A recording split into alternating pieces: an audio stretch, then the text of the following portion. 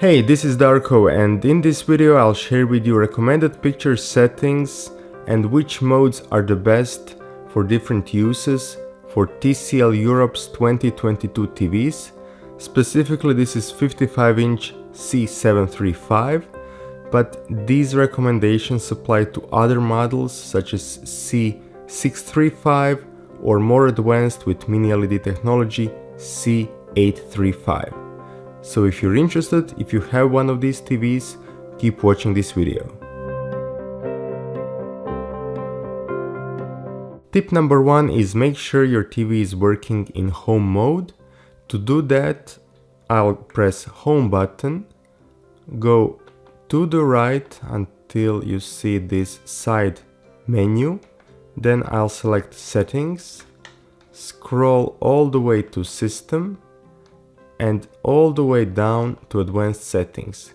Here you have location, make sure it is set to home, and also disable auto shop mode. While you're here, if you go back, ensure sports mode is also disabled. Tip number 2 is use the best performing picture presets. For watching live TV, movies, TV shows, and basically everything except gaming or PC usage, use movie picture mode or Dolby Vision Dark in case of Dolby Vision content. For gaming, for lowest input lag, use game picture mode, and for PC connection where you want full color resolution and best sharpness, use PC picture preset. Okay, so now that we know which picture presets are the best, let's adjust them. First aspect that you should adjust is brightness or luminance level of the screen. To do that, let's press settings button on the remote and go to settings. Now if we go to display and sound, first menu we have is called intelligent settings. And if we focus on intelligent picture, we have two controls, adaptive brightness. This option will use ambient light sensor to adjust brightness of the screen dynamically, and adaptive content. For the most consistent result, disable both controls, but maybe you want to enable adaptive brightness if you see that it works well in your environment. Just consider that by adjusting adaptive brightness, picture mode will switch to dynamic, even though picture characteristics will remain as they were in the original mode. So I would recommend, if you enable it, then go back to picture settings and change the picture mode to the one you had before. This is maybe just condition on my unit with current version of software, but in any case, it's good to double check. Okay, now that we have this sorted out, let's go to picture. And here we have this control brightness. So if you disable ambient light sensor, then you are free to adjust this value for your environment. In HDR, this setting will be maxed out at 100 because of the way HDR works. But mainly for SDR, you are free to adjust it to the level you want. For my environment, I have it set to 60.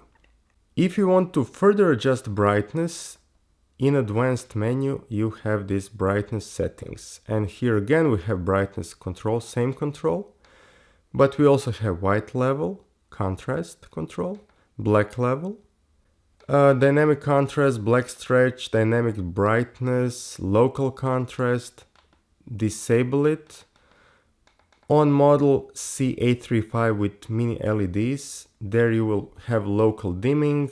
Of course, use the benefit of that technology, but on C735 and C635, there is no local dimming implemented on hardware level, so disable these controls. Gamma, basically, target was BT1886, but if you want brighter image, you can reduce it to gamma 0 or go even lower, depending on your environment. Next tip is related to colors. Basically, to see the most accurate colors on the screen, Color saturation should be at default 50. In color submenu, make sure color temperature is warm -5. And under expert calibration in color space, set color space to auto. You also have native and custom, but if you don't have calibration equipment, leave it up to TV to correctly map the color space of incoming signal. Next tip is related to motion resolution. In motion submenu, you have several controls. If you enable motion clarity, you will have LED motion clear, which is basically black frame insertion. It will dim the image, it can introduce flickering, and I haven't really seen improvement in my tests, so it's better to disable it. But if your TV has 120 Hz or 144 Hz max refresh rate, then you will have blur reduction control, and I recommend that you max it out for the best motion resolution. Next tip is related to clarity or sharpness of the image. In clarity submenu, we have the following controls. Sharpness. For quality content, HD or 4K, I set sharpness to 0, but if you want TV to use its processing to artificially sharpen image, you can increase this value. Digital noise reduction is used to remove compression artifacts from image. Not very effective in my tests, but you can try it out. Noise reduction for film grain or noisy analog content. This control is effective and you can use it. And finally, gradation clear is to remove posterization or banding from the image. And you have two flavors, low and high. One tip related to HDR10 content is you can use dynamic tone mapping for static HDR content such as HDR10 if you go to brightness settings menu while HDR content is being reproduced.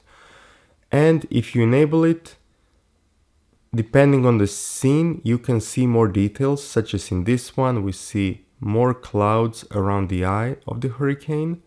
And if you disable it, you will get brighter image but less details. Basically everything looks pretty washed out. So definitely it's worth trying out this control, and let me know in the comment section, do you watch HDR content with this control turned on or off? And with this, we've come to the end of this video. Thanks for watching it. If you want to learn more about picture controls this TV offers, then check links in the description for PDF documents which are available in my calibration store. And that way you will also support my channel. As you saw, controls are pretty nicely arranged in different categories, and it was easy to set up and to fine-tune this TV. However, if you encounter some issue, let me know in the comment section. I will do my best to answer all of your questions. And that's a wrap up for this video. Thanks for watching it. Don't forget to like, share and subscribe it. And I'll see you soon in my next video. Goodbye.